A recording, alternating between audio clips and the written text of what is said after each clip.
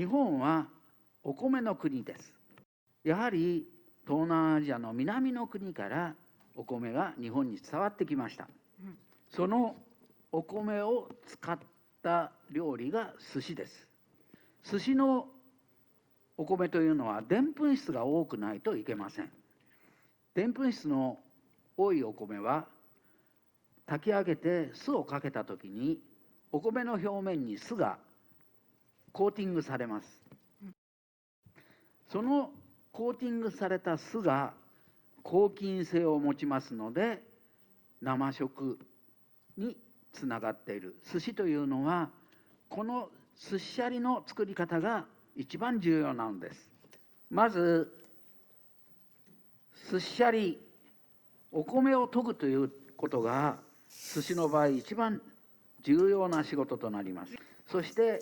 シャリ研ぎといって研ぐというのは要するに潰したりするものではなくてきれいに磨き上げるという意味ですね。軽い音が出るような研ぎ方をします。そうしないとお米が割れたりしますので、そして力を入れすぎますとまたお米に傷がつきますから、そうしないでこのようにしっかりと研ぎます。だいたいこういうのをですね3回ぐらい洗ってそして捨ててやりますときれいになります。そして通常であればこれをざる揚げといってざるに揚げてそして水につけてそれから炊きます。今ちょうど新米の時期です。新米の時っていうのは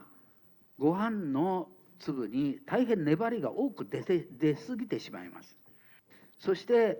諸外国ですとお米に皆さんよく知っていると思いますが、特にヨーロッパあたりでもですね炊きムラ、炊いてもですね硬いとこがあったり柔らかいとこがあったりもします。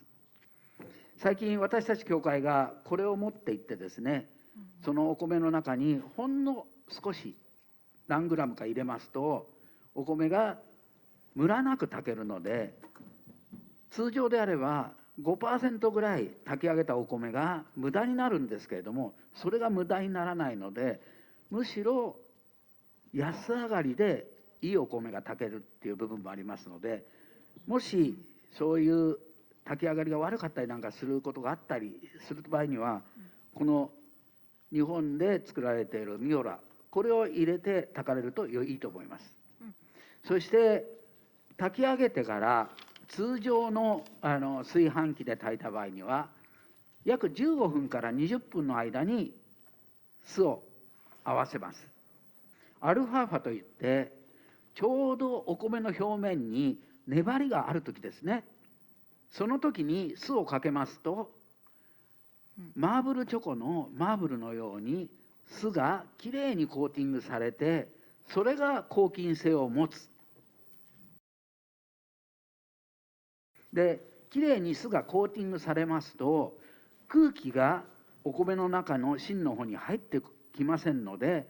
お米のうまさがずっと長持ちします。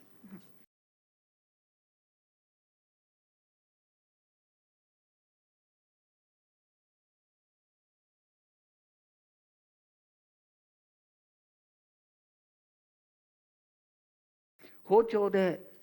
まるでお米を切ってるかのようにする仕事をシャリ切りと言います。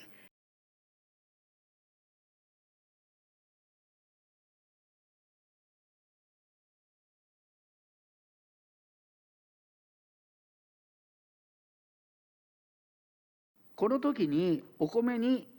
傷をつけてしまいますとまたきれいにコーティングされませんとお米自体の中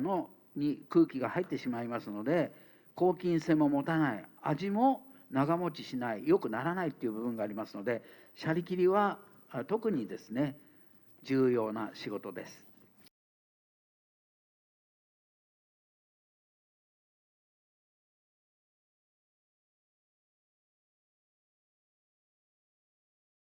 これに風を当てて36、7度、自分の体温と同じぐらいに冷ましますと寿司として握って大変おいしいです。ただ国によっては衛生法で